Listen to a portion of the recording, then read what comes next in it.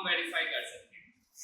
मैं रोटेट करके पहले अपनी बॉडी को क्लोज रखूंगा एक पोजीशन और फिर मैं अपनी बॉडी को स्ट्रेच करूंगा। मेरे पास 1.5 kg के दो वेट हैं, तो मुझे सपोर्ट करेंगे इशरत हुसैन रोटेट करने में, और देन हम देखेंगे क्लोज करने पे मेरी स्पीड बढ़ती है। जब मैं क्लोज करता हूं तो मेरी रोटेशनल वेलोसिटी इंक्रीज होती है या नहीं। So let's start.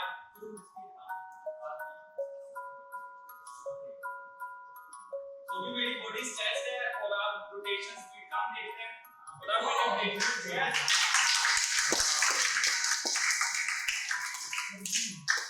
तो इससे वेरीफाई हो गया कि